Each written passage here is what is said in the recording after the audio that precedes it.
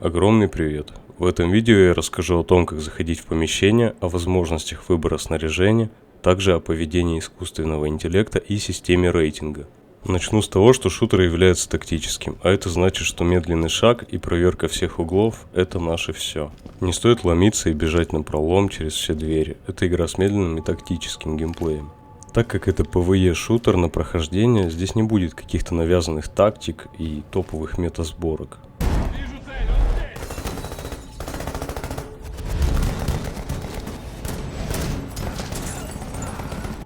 Вход в помещение и выбор снаряжения.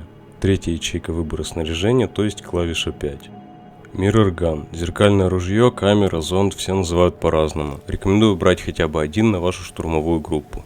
С помощью него вы заглядываете в комнату и видите расположение противников, а также наличие растяжки под дверью. Его плюсы в том, что он бесшумный и мы получаем хороший обзор помещения. По минусам это потеря времени при смене оружия, то есть если неожиданно выскакивает противник, вас должен кто-то прикрывать.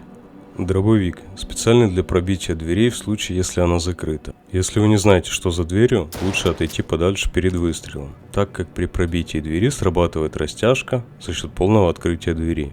Вас и ваших напарников может зацепить. Плюсы. Это открытие двери на расстоянии и ваша полная боевая готовность. По минусам это сильный шум, то есть подозреваемые в других комнатах вас услышат и скорее всего придут, а также ограниченное количество боеприпасов. Щит. Крайне необходимая вещь, которая должна быть у вас и у ваших напарников, не раз спасет жизнь всей команды и обеспечит более безопасный штурм помещения. Таран. На фоне остального проигрывает. Рекомендую брать в случае, если вас 3 человека, где остальные 2 взяли Mirror Gun и щит. Не зная, что находится за дверью, никогда не открывайте ее тараном. Как мы уже знаем, при полном открытии двери сработает растяжка. С третьей ячейкой снаряжения мы разобрались. Отдельно от снаряжения у нас остается отмычка. Тихое устройство, но в ограниченном количестве. Также есть важный момент. Когда мы приоткрываем дверь, у нас появляется возможность снять растяжку. Только после этого мы можем открывать дверь полностью. Следующая ячейка – это гранаты. Все, кроме М67, нелетальны, то есть вы не убьете ими гражданских лиц. В соответствии с гранатами вам и стоит выбирать ваше снаряжение. Например, если мы берем газовые гранаты, к ним мы одеваем противогаз. Какой здесь момент? Мы помним, что М67 это осколочная граната, которая заденет всех.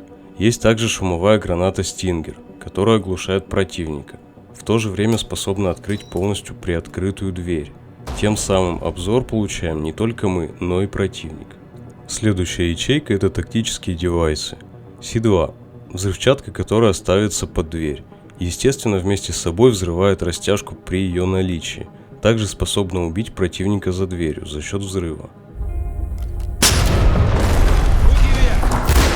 Полиция, на колени! Поднять руки вверх! Полиция, на колени! Штаб на связи. Вас понял. Оставайтесь на связи. Бросай оружие! Блокираторы дверей. На мой взгляд, одно из важных. Если собрались заходить в одну дверь, блокируйте остальные, чтобы избежать выхода противника. Даже если вы зашли тихо, взломав замок, надели глушители, будьте готовы. Вас встретят ответным огнем, который будет слышен в остальных комнатах. Перцовый баллончик. Смысл работы, как и у тазера, обезвредить и не убить, заставить сдаться подозреваемого.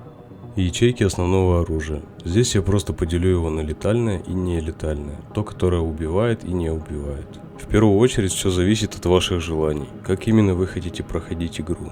Мой личный выбор — это штурмовые винтовки и пистолеты-пулеметы с глушителем. К ним мы уже подбираем фонарик либо лазерный целеуказатель, в зависимости от наличия прибора ночного видения. Также роль здесь играет выбор короткоствольного оружия и переключение на вторичное.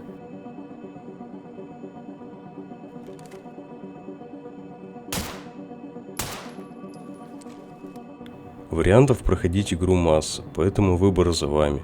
Важно совмещать ваши девайсы и девайсы товарищей. Далее поговорим, почему это нужно. Система рейтинга.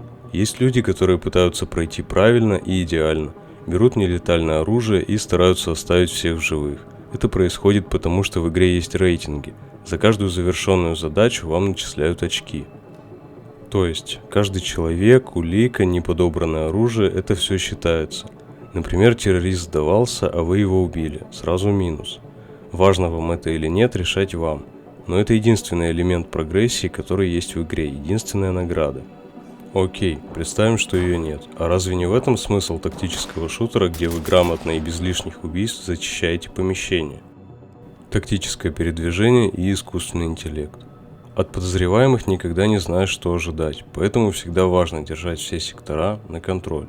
Если один проходит вперед, ему всегда кроют спину и контролят ближайшие двери. Подозреваемых не менее важно держать на прицеле, нередко так бывает, что он сдался, но в какой-то момент встает и продолжает атаку. Не торопитесь его связывать, убедитесь в безопасности и только тогда продолжайте. В случае, если он мешает где-то в проходе, вы всегда можете его перенести. Те, кто не хотят сдаваться, допустимо ударить прикладом, либо выстрелить в сторону. Также можно попросить своих товарищей помочь криком. Не забывайте, что любой шум может заставить противника прийти к вам.